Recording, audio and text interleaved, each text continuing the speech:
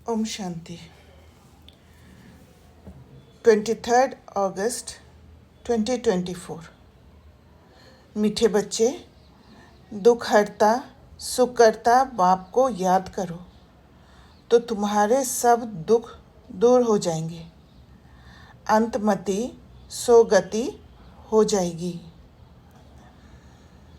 तो जब दुख हरता सुख करता बाप को याद करेंगे तब बाबा कहते हैं सब दुख दूर हो जाएंगे। जब याद करते हैं बाबा को तो वो जो ताकत मिलता है, वो ताकत हमें कोई भी सिचुएशन से जो दुख मिला है उसके दूसरे पॉसिबिलिटीज़ नज़र आने लग जाते हैं और एक ऊंची सोच हो जाने के कारण दुख दूर हो जाते हैं, दुख से लिबरेट हो जाती है वो आत्मा। प्रश्न: बाप ने तुम बच्चों को चलते फिरते याद में रहने का डायरेक्शन क्यों दिया है? उत्तर: क्योंकि याद से ही जन्म जन्मांतर के पापों का बोझ उतरेगा। दूसरा, याद से ही आत्मा सतोप्रधान बनेगी। तीसरा, अभी से याद में रहने का अभ्यास होगा तो अंत समय में एक बाप की याद में रह सकेंगे। अंत के लिए ही गायन है, अंत काल जो स्त्री सिमरे। बाप को याद करने से 21 जन्मों का सुख सामने आ जाता है। बाप जैसी मीठी चीज़ दुनिया में कोई नहीं। इसलिए बाप का डायरेक्शन है, बच्चे चलते फिरते मुझे ही याद करो। तो जब आत्मा अपने दुखों से लिबरेट होती है बाबा के शक्तियों से, तब एक मीठा अनुभव होता है और मीठा अनुभव होने के कारण बाबा को भी मीठी चीज़ का महसूस होता है। बाबा को भी मीठी चीज़ समझ पाते हैं। ओम शांति। किसकी याद में बैठे हो? ये है प्यारे ते प्यारा संबंध एक के साथ, जो सबको दुखों से छुड़ाने वाला है। बाप बच्चों को देखते हैं तो सब पाप करते जाते हैं। आत्मा सतोप्रधान तरफ जा रही है। दुख तो अथाह है ना, गाते भी हैं, दुख हरता सुख करता। अब बाप तुमको सच सच सब दुखों से छुड़ाने आए हैं। स्वर्ग में दुख का नाम निशान नहीं होता। ऐसे बाप को याद करना बहुत ज़रूरी है। बाप का बच्चों के प्रति प्यार होता है ना, ये तो तुम जानते हो। बाप का किन किन बच्चों पर प्यार है। बच्चों को समझाया है, अपने को आत्मा समझो, देह नहीं समझो। जो अच्छे रतन हैं वे बाप को चलते फिरते याद करते हैं। ये भी क्यों कहते हैं? क्योंकि तुम्हारा जन्म जन्मांतर से पापों का घड़ा भरा पड़ा है। तो जैसे जैसे बाबा को याद करते रहते हैं तो जो भी पाप हमने पहले किया है वो सब ख़त्म होते जाते हैं और जो भी हमारे बिलीफ सिस्टम्स है, पुराने एक्सपीरियंस है, जो भी ट्रॉमास है वो हील होने लग जाते हैं। और ये नहीं है कि याद करते ही हील हो जाता है, पर जब याद करते हैं तब आत्मा को ताकत आती है और उस ताकत से हर एक बात को समझने लग जाती है आत्मा, और वो समझ ही हीलिंग कर देते हैं। पापों का घड़ा ख़त्म करने लग जाते हैं। आत्मा को वो ताकत दे देती है जो पुण्य कर्म करने लग जाते हैं। तो इस याद की यात्रा से ही तुम पाप आत्मा से पुण्य आत्मा बन जाएंगे। ये भी तुम बच्चे जानते हो कि ये पुराना तन है। दुख आत्मा को ही मिलता है। शरीर को चोट लगने से आत्मा को दुख फील होता है। आत्मा कहती है मैं रोगी दुखी हूँ। ये है दुख की दुनिया। कहाँ भी जाओ दुख ही दुख है। सुख धाम में तो दुख हो ना सके। दुख का नाम लिया तो गोया तुम दुख धाम में हो। सुख धाम में तो ज़रा भी दुख नहीं। समय भी बाकी थोड़ा है। इसमें पूरा पुरुषार्थ करना है बाप को याद करने का। जितना याद करते रहेंगे उतना सतोप्रधान बनते जाएंगे, उतना आत्मा हल्की होती जाती है, उतना आत्मा के शिफ्ट बाबा के ज्ञान को समझना और ताकत लेने के तरफ शिफ्ट होते जाती है। पुरुषार्थ करके अवस्था ऐसी जमानी है जो तुमको पिछाड़ी में सिवाय एक बाप के कुछ याद ना आए। जैसे जैसे प्राप्ति होती जाती है तो बुद्धि बाप के तरफ ज़्यादा जाने लग जाती है और बाबा से रिश्ता एक निश्चय का, एक प्यार का, एक गहरा संबंध जुड़ जाता है जो अंत समय में एक बाप के अलावा कोई और याद नहीं आती। तो बाबा कहते एक गीत भी है, अंतकाल जो स्त्री सिमरे। ये अंतकाल है ना, पुरानी दुनिया दुखधाम का अंत है। अभी तुम सुखधाम चलने का पुरुषार्थ करते हो। तुम शूद्र से ब्राह्मण बने हो, ये तो याद रहना चाहिए ना। शूद्र को है दुख। हम दुख से निकल फिर अब चोटी पर चढ़ रहे हैं तो एक बाप को याद करना है। तो शूद्र को इसलिए दुख है क्योंकि शूद्र बनते बनते हमने बहुत कुछ इस मटेरियलिस्टिक दुनिया से उठा लिया है और उसी को ही बुद्धि में बिठा लिया है। एक समझ, लो लेवल का समझ को अपना लिया है, इसीलिए दुख होने लग गए। बाबा कहते हैं कि अब चोटी पर चढ़ रहे हैं। बाबा वापस वो सारे चीज़ों को भुलाकर, सब कुछ ख़त्म करके, जो भी सीखा है उसको ख़त्म करके एक ऊंचा समझ दे रहे। मोस्ट बिलवेड बाप है।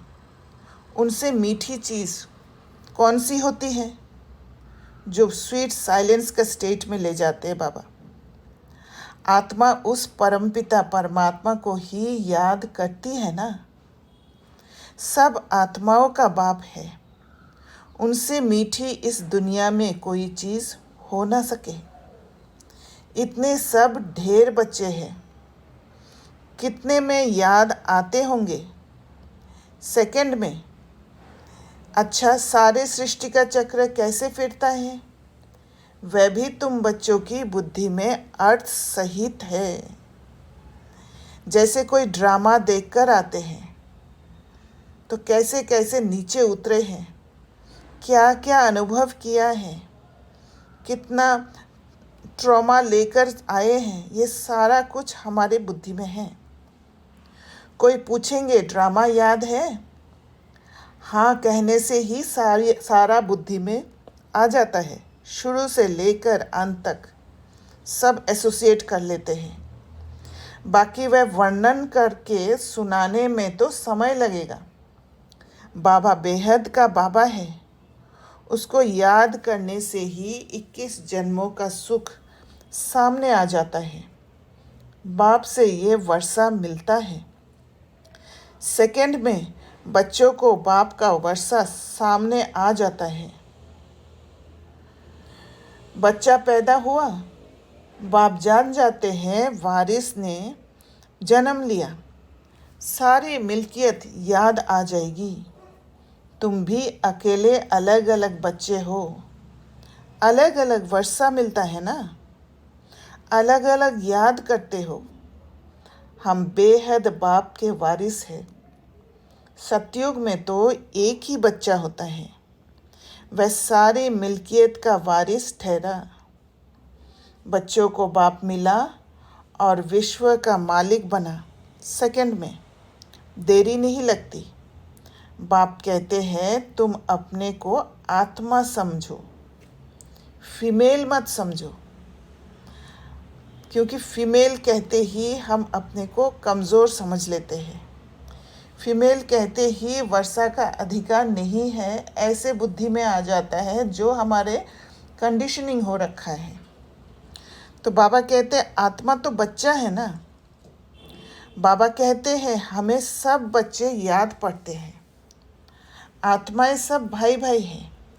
जो भी सब धर्म वाले आते हैं वे कहते सब धर्म वाले भाई भाई हैं, परंतु समझते नहीं।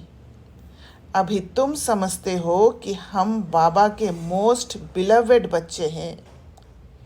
बाप से पूरा बेहद का वर्षा ज़रूर मिलेगा। कैसे लेंगे वह भी तुम बच्चों को सेकंड में याद आ जाता है। हम सतो प्रधान थे, फिर तमो प्रधान बने, अब फिर सतो प्रधान बनना है। तुम जानते हो बाबा से हमको स्वर्ग के सुखों का वर्षा लेना है, और इस सतो प्रधान बनने का जो प्रोसेस है, इस प्रोसेस में ही सारे वर्षा हमारे हो जाते हैं। बाप कहते हैं अपने को आत्मा समझो। देह तो विनाशी है, आत्मा ही शरीर छोड़कर चली जाती है, फिर जाकर दूसरा नया शरीर गर्भ में लेती है। पुतला जब तैयार होता है तब आत्मा उसमें प्रवेश करती है, परंतु वह तो है रावण के वश, विकारों के वश जेल में जाते हैं। वहाँ तो रावण होता ही नहीं, दुख की बात ही नहीं। जब बूढ़े होते हैं तब मालूम पड़ता है। अभी ये शरीर छोड़ हम दूसरे शरीर में जाकर प्रवेश करेंगे, वहाँ तो डर की कोई बात नहीं रहती।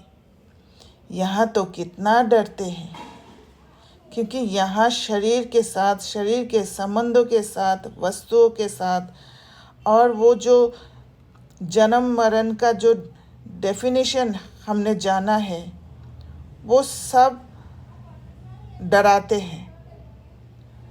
जो इस दुनिया के साथ अटैचमेंट है, जो हमें उनको छोड़ने का इच्छा नहीं होता है, इस कारण से डर पैदा होता है। वहाँ निडर होते हैं। बाप तुम बच्चों को अपार सुखों में ले जाते हैं। सत्युग में अपार सुख है, कलयुग में अपार दुख है, इसलिए इसे कहते ही है दुख धाम। बाप तो कोई तकलीफ नहीं देते हैं। भल गृहस्थ व्यवहार में रहो, बच्चों को संभालो, सिर्फ बाप को याद करो। गुरु गोसाई सबको छोड़ो, मैं तो सब गुरुओं से बड़ा हूँ ना। तो जैसे ही भक्ति आ गया है, गुरु करने लग गए हैं, क्योंकि भक्ति को अपनाते, भक्ति का समय आते ही तब है जब खुद अपना बुद्धि को लगा नहीं पाते हैं। आत्मा इतना नीचे गिर गई है, इतना डिप्लीट हो गई है कि अपना डिसीजन नहीं ले पाते हैं। एक डिपेंडेंसी हो जाता है, जैसे एक पैरासाइट डिपेंडेंट होते हैं वैसे डिपेंडेंसी हो जाता है। और यही निर्भरता आत्माओं को गुरु करने का इच्छा जगाते हैं। और ये डिपेंडेंसी जैसे ही आने लगता है, गुरु लोग कुछ एडवाइस देने लग जाते हैं, तो धीरे धीरे बाबा जो है, भगवान जो है, भगवान आउट ऑफ रीच हो जाते हैं और गुरु लोग रीचेबल हो जाते हैं। और यही कारण है जिस कारण से भगवान के साथ एक डर का रिश्ता, एक दूरी का रिश्ता आ गया है। बाकी जैसे ही गुरु के साथ गुरु करने लग गए हैं, वैसे वैसे एक सुपीरियर इन्फीरियर का भी संबंध आने लग गया है। बाकी दोनों होस्ट और पैरासाइट, जैसे गुरु और जो गुरु करने वाले हैं, दोनों ही डिप्लीट होते हैं क्योंकि गुरु शिष्य के ऊपर कंट्रोल करके वो सब नॉलेज देते हैं जो उनकी बुद्धि के हिसाब से समझ आता है, और वो नॉलेज से कंट्रोल करने लग जाते हैं। तो जब एक बड़ा मास को कंट्रोल करने लग जाते हैं तो उनको एनर्जी मिलता है उनसे, और साथ में एक पावर का जो सीट मिल जाता है उनको, उससे भी बहुत उनको ताकत मिलता है, भले वो अल्प समय का है। और धीरे धीरे जैसे और डिप्लीट होते गए, घोर कलयुग तक पहुंचते गए, तो गुरु इस रिलेशन को एक सोर्स ऑफ इनकम बना लिया है।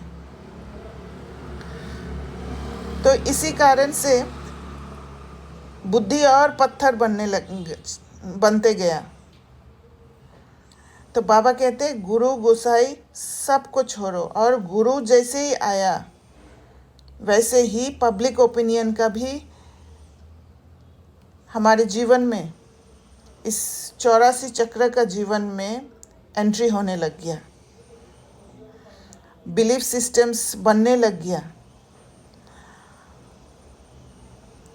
तो बाबा कहते हैं मैं तो सब गुरुओं से बड़ा हूँ ना। तो बाबा वो सारा पब्लिक ओपिनियंस को ख़त्म कर रहे हैं। वह सब मेरी रचना है, सिवाय मेरे और कोई को पतित पावन नहीं कहेंगे। तो यही समझ बाबा दे रहे हैं कि वो गुरु लोग मेरी रचना है, बाबा की रचना है। तो बाबा से ज़्यादा वो लोग नहीं जानते हैं, वो लोग तो मनुष्य हैं। तो उनसे छुड़ा रहे हैं, उनके ऊपर जो डिपेंडेंसी है उनसे छुड़ा रहे हैं। इसलिए बाबा सीधा कहते हैं कि मुझे याद करो। बाबा ने कभी ऐसे नहीं कहा कि ब्रह्मा बाबा द्वारा मुझे याद करो। ब्रह्मा बाबा को सिर्फ एक सैंपल के हिसाब से रखा। जैसे कोई भी कंपनी में सैंपल होता है, तो कोई भी सामान का जब सैंपल होता है, सैंपल को कोई याद नहीं करते। जब कोई वो कपड़ा अच्छा लगता है तो उस ब्रांड को, उस कंपनी को याद करते हैं। तो इसलिए बाबा सारे डिपेंडेंसी को छुड़ा के एक बाबा के साथ रिश्ता जोड़ते हैं। तो इसका ज़्यादा ध्यान रखते हैं बाबा। तो बाबा कहते हैं मैं तो सब गुरुओं से बड़ा हूँ ना। वह पतित पावन कहेंगे, सो वह सब मेरी रचना है, सिवाय मेरे और कोई को पतित पावन नहीं कहेंगे। क्या ब्रह्मा विष्णु शंकर को पतित पावन कहेंगे? नहीं, देवताओं को भी नहीं कह सकते सिवाय मेरे। अभी तुम बच्चे गंगा को पतित पावनी कहेंगे। ये पानी की नदियाँ तो सदैव बहती हैं। गंगा, ब्रह्मपुत्र आदि भी तो चली आती है, इनमें तो स्नान करते ही रहते हैं। बरसात पड़ती तो फ्लड आ जाती है, ये भी दुख हुआ ना। तो ये जो नदियों में स्नान करने का प्रथा है, ये सब वो उन गुरुओं ने, उन पंडितों ने ही सिखाया है।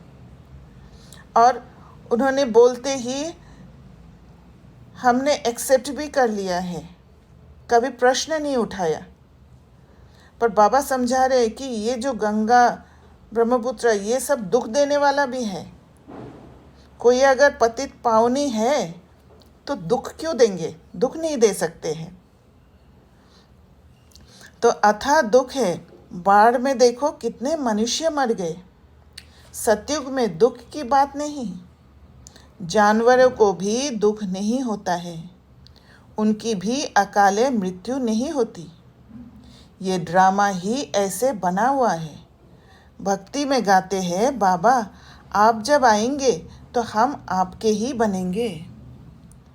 आते तो है ना, दुख धाम के अंत और सुख धाम के आदि के बीच में ही आएंगे, परंतु ये किसको पता नहीं। बाबा कहते सृष्टि की आयु कितनी होती है ये भी नहीं जानते। बाप कितना सहज बतलाते हैं। आगे तुम जानते थे क्या कि सृष्टि चक्र की आयु 5000 वर्ष है? वह तो लाखों वर्ष कह देते हैं। अभी बाप ने समझाया है 1250 वर्ष का हर युग होता है। स्वास्तिका में पूरे 4 भाग होते दिखाते हैं, ज़रा भी फर्क नहीं होता। विवेक भी कहता है एक्यूरेट हिसाब होना चाहिए। पूरी में भी चावल का हंडा चढ़ाते हैं तो पूरे 4 हिस्से आपे ही हो जाते हैं। ऐसी युक्ति बनाई हुई है। तो उस हांडी में ऐसे युक्ति बनाया जो 4 हिस्से हो जाते हैं और उससे भक्तों का निश्चय पैदा करते हैं उस स्थान के प्रति। और फिर उस स्थान के प्रति निश्चय पैदा जब होता है तब भक्त लोग, जो भी पंडित लोग कहते हैं, और हम देखते भी हैं कोई भी मंदिर में जब पंडित लोग मंत्र पढ़ते हैं तो हम कभी सवाल ही नहीं उठाते हैं कि वो क्या पढ़ते हैं कि समझे। हमें समझने की ज़रूरत ही नहीं है, इतना ट्रस्ट होते हैं उनके ऊपर। तो ऐसे धीरे धीरे एक सोर्स ऑफ इनकम बन गया है। तो बाबा कहते हैं वहाँ चावल बहुत खाते हैं। जगन्नाथ का हो व श्रीनाथ का हो, बात एक ही है। दोनों ही काले दिखाते हैं। श्रीनाथ के मंदिर में घी के भंडार होते हैं। सब घी की तली हुई अच्छी अच्छी चीज़ें मिलती है। बाहर में दुकान लग जाते हैं। कितना भोग लगता होगा। सब यात्री जाकर दुकानदारों से लेते हैं। जगन्नाथ में फिर चावल ही चावल होते हैं। वह जगतनाथ, वह श्रीनाथ सुखधाम और दुखधाम को दिखाते हैं। श्रीनाथ सुखधाम का था क्योंकि वहाँ घी के चीज़ मिलते हैं। वह दुखधाम का। जगन्नाथ में सिर्फ चावल बनता है इसलिए वो दुखधाम का है। काले तो इस समय बन गए हैं काम चिता पर चढ़कर। जगन्नाथ को सिर्फ चावल का भोग लगाते हैं। इनको गरीब, उनको साहूकार दिखाते हैं। ज्ञान का सागर एक बाप ही है। भक्ति को कहा जाता है अज्ञान। उनसे कुछ मिलता नहीं, इसीलिए आत्माएं डिप्लीट होते गए और दुखी होते गए। दुख का एक्सट्रीम तक पहुंचने का ही भक्ति है। और इसी कारण से ये जो पब्लिक ओपिनियन ही धीरे धीरे मन को भटकाने लग गया है। इसीलिए भक्ति को भटकना कहते हैं, क्योंकि उसी हिसाब से फिर शास्त्र भी बना है। पब्लिक ओपिनियन के हिसाब से शास्त्र भी बना है, वो कहानियाँ भी बना है, और उससे कान को भी रस मिलने लग गया है और मन को भी रस मिलने लग गया है और मन भटकने लग गया। बाबा कहते हैं वहाँ सिर्फ गुरु लोगों की आमदनी बहुत होती। होशियार होगा, उनसे कोई सीखेगा तो वह कहेंगे ये हमारा गुरु है, उसने हमको ये सिखाया है। इतना ट्रस्ट है, अगर गुरु ने कुछ सिखा दिया उसको फॉलो ज़रूर करेंगे, भले पता नहीं है कि क्या कह रहे और क्या कर रहे हैं। वह सब जिस्मानी हैं, जन्म लेने वाले हैं। तो बाबा कहते वो कुछ सच सिखा ही नहीं सकते। अभी तुम्हारे साथ कौन है? विचित्र बाप। वह कहते हैं ये मेरा शरीर नहीं है, ये तुम्हारे इस दादा का शरीर है जिसने पूरे 84 जन्म लिए हैं। इनके बहुत जन्मों के अंत में मैं इसमें प्रवेश होता हूँ तुमको सुखधाम ले जाने। इसको गौमुख भी कह देते हैं। गौमुख पर कितना दूर दूर से आते हैं। यहाँ भी गौमुख है। पहाड़ से पानी तो ज़रूर आएगा, तो माउंट आबू में गौमुख है। कुएं में भी रोज़ रोज़ पानी पहाड़ से आता है, वह कभी बंद नहीं होता, पानी आता ही रहता है। कहाँ से भी नाला निकला तो उनको गंगा जल कह देंगे। इतना अंधश्रद्धा है। वहाँ जाकर स्नान करते हैं, गंगा जल समझते हैं, लेकिन पतित से पावन इस पानी से थोड़े ही बनेंगे। बाप कहते हैं पतित पावन मैं हूँ। हे आत्माएं, मामेकम याद करो। देह सहित देह के सभी संबंध छोड़ अपने को आत्मा समझकर मुझे याद करो तो तुम्हारे जन्म जन्मांतर के पाप भस्म हो जाए। और यही प्रोसेस है जिस प्रोसेस से पुराने सारे बातें ख़त्म होगा। जो डिपेंडेंसी हमारे अंदर आ गया है, एक निर्भरता, एक भय, एक डाउट और एक जो अंदर से ये पब्लिक ओपिनियन इतना फोर्स से आता है, ये सारे चीज़ बाबा की याद से ही ख़त्म होगा, समझने से कि ये पब्लिक ओपिनियन है। क्योंकि हमने इतना अब पब्लिक ओपिनियन को अपना बनाया है कि ब्राह्मण बनने के बाद भी हम उससे इन्फ्लुएंस्ड हो जाते हैं। तो विशेष ध्यान देके पब्लिक ओपिनियन को अपना नहीं बना के उसको समझ के बाबा के ज्ञान से तीसरा नेत्र को खोल के, बुद्धि की आँख को खोल के हर बात को अंदर लेना है। नहीं तो वो दुख का जो इफ़ेक्ट वो बार बार आते रहेगा, हर्ट होते रहेंगे, ट्रॉमा क्रिएट होते रहेगा। बाप तुमको जन्म जन्मांतर के पापों से छुड़ाते हैं। इस समय तो दुनिया में सभी पाप करते रहते हैं, कर्म भोग है ना। अगले जन्म में पाप किया है, 63 जन्म का हिसाब किताब है। थोड़ी थोड़ी कला कम होती जाती है, जैसे चंद्रमा की कलाएं कम होती है ना। ये फिर है बेहद का दिन रात। अभी सारी दुनिया पर, उसमें भी खास भारत पर राहु की दशा बैठी हुई है। राहु का ग्रहण लगा हुआ है। अभी तुम बच्चे शाम से सुंदर बन रहे हो, इसलिए श्री कृष्ण को भी श्याम सुंदर कहते हैं। सचमुच काला बना देते हैं। काम चिता पर चढ़े हैं तो निशानी दिखा दी है, परंतु मनुष्य की कुछ बुद्धि चलती नहीं। एक सावरा दूसरा गोरा कर देते हैं। अभी तुम गोरा बनने का पुरुषार्थ कर रहे हो। सतोप्रधान बनने का पुरुषार्थ करेंगे तब तो बनेंगे ना, इसमें तकलीफ़ की बात नहीं।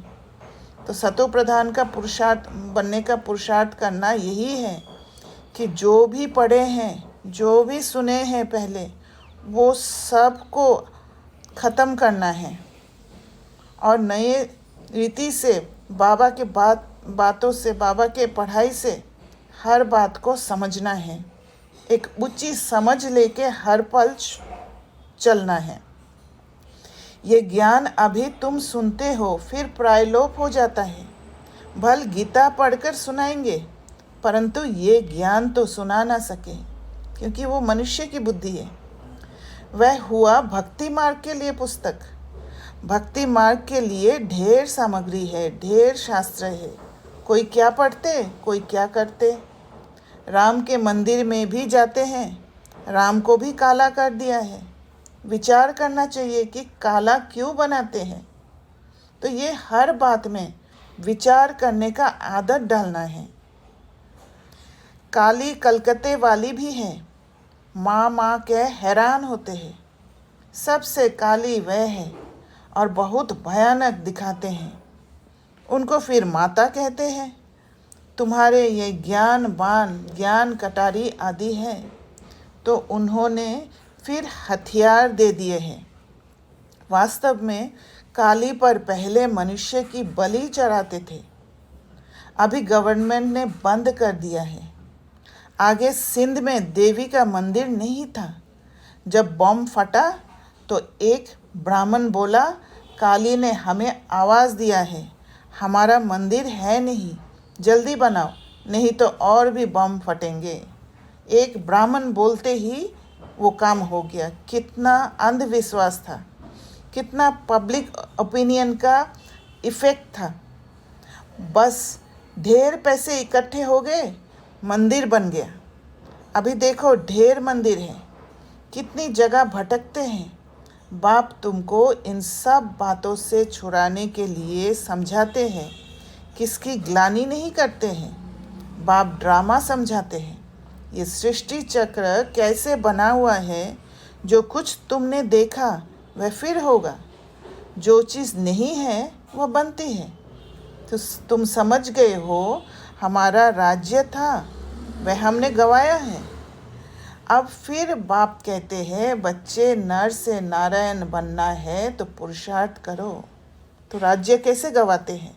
जब किसी के ऊपर निर्भर होते हैं, जब खुद को नीचा कर देते हैं। और ये नीचा करके ही हमने अपने आप को, क्योंकि वो इनर वॉइस को, वो कॉन्शियंस को सुनना बंद कर दिया है, उससे वेरीफाई करना बंद कर दिया है, इसीलिए सेल्फ क्रिटिसिज्म में चले गए। भक्ति मार्ग में तुम बहुत कथाएं सुनते आए हो। अमर कथा सुनी, फिर कोई अमर बने। किसको ज्ञान का तीसरा नेत्र मिला? ये बाप बैठकर समझाते हैं। इन आँखों से कुछ भी सिविल ना देखो। सिविल आँखों से देखो, क्रिमिनल से नहीं। इन आँखों से कुछ भी इविल ना देखो। सिविल आँखों से देखो, क्रिमिनल से नहीं। इस पुरानी दुनिया को ना देखो, ये तो खलास हो जानी है। तो पुरानी दुनिया के साथ पुरानी जो समझ, वो सब उसको बाबा क्रिमिनल आई कह रहे हैं। बाप कहते हैं, ओम शांति दीदी। ओम शांति। हाँ जी। ये जो हमारा थॉट है कि अगर किसी का लाइफ बचाना है तो हम उसके लिए योग करें, या फिर सेंटर का जो जैसे कल भोग था तो सेंटर का जो पानी होता है वो उसको पिलाएं। और ये जो सजेशंस होते हैं या ये जो आइडियाज होते हैं, that is also public opinion and it is coming from भक्ति मार्ग, राइट? राइट। ओके। तो बाबा कहते हैं, सिविल आँखों से देखो, क्रिमिनल से नहीं।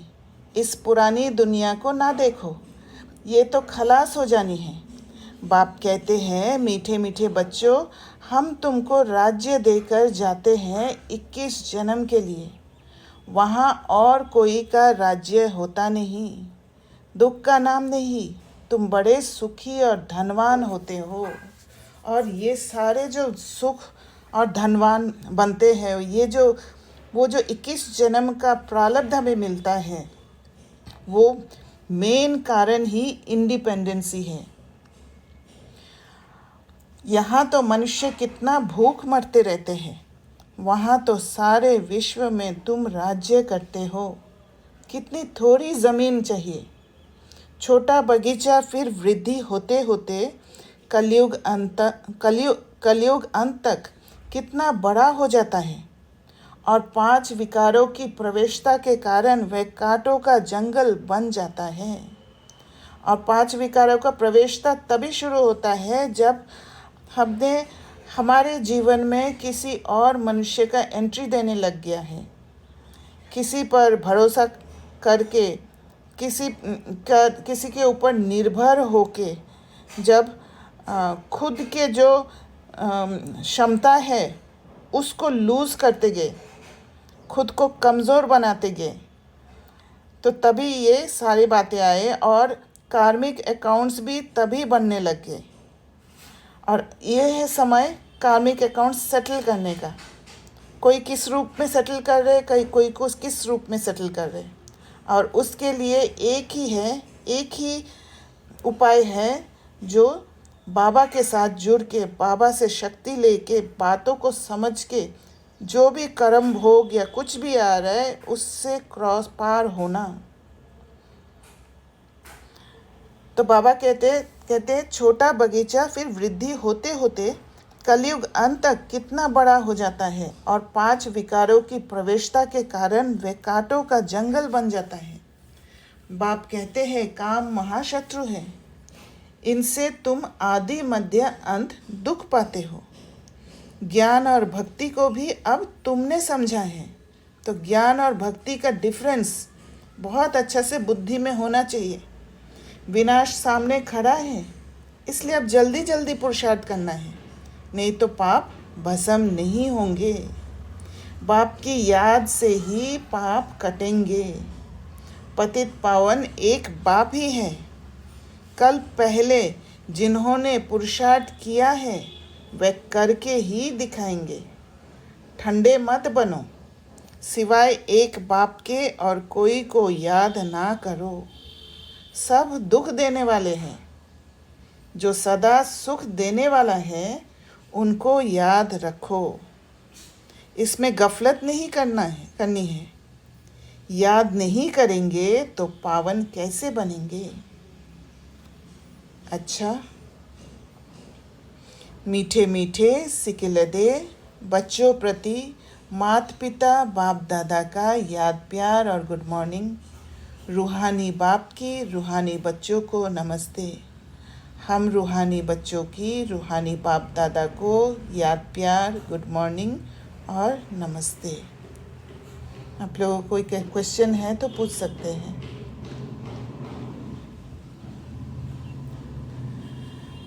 धारणा के लिए मुख्य सार। पहला पॉइंट, इन आँखों से इविल बुरा नहीं देखना है।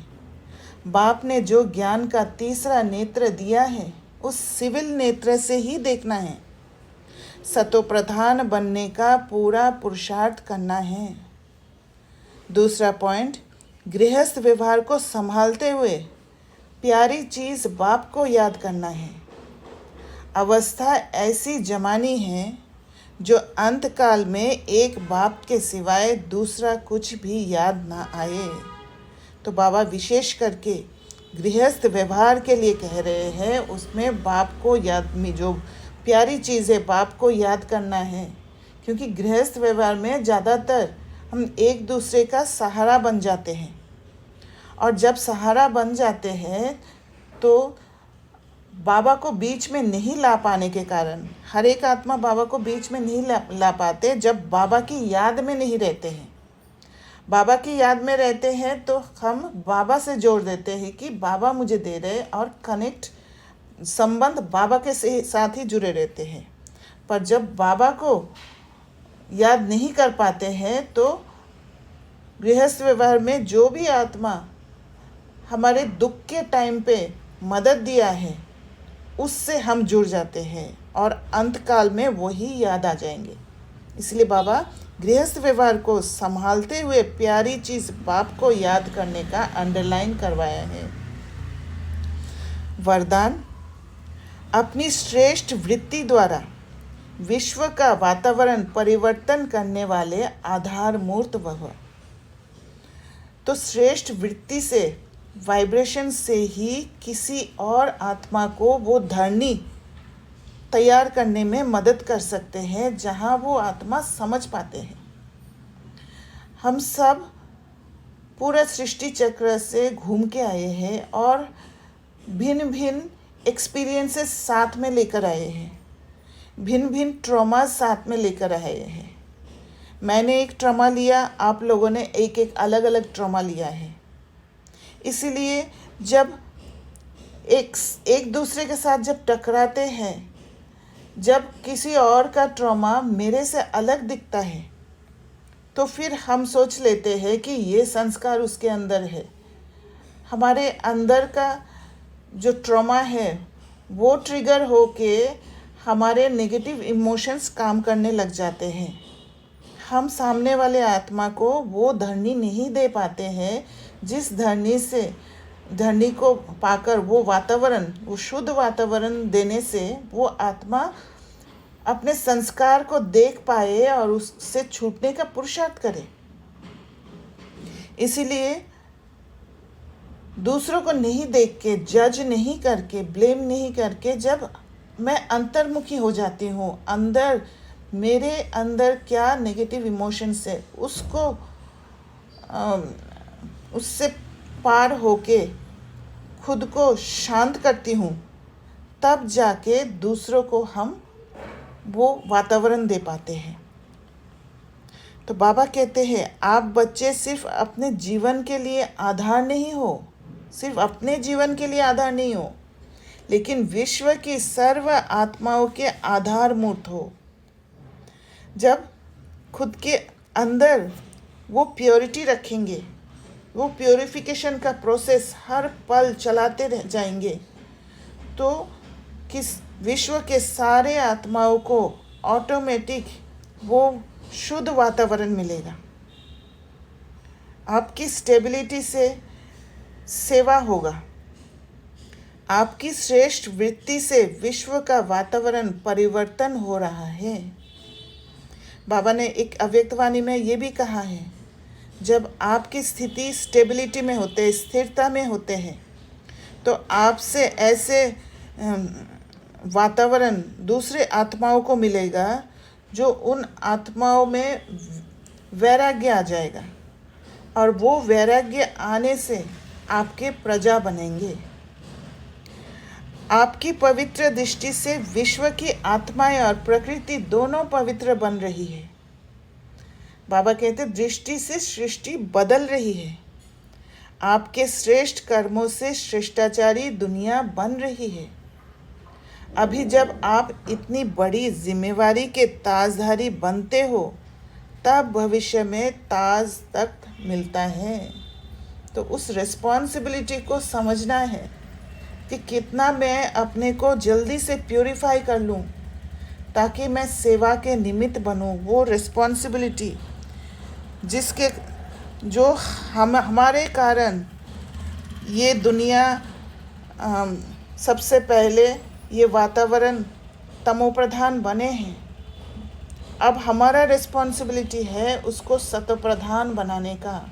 वो जब हमारे अंदर जाग उठेगा तब हम जल्दी जल्दी पुरुषार्थ कर पाएंगे।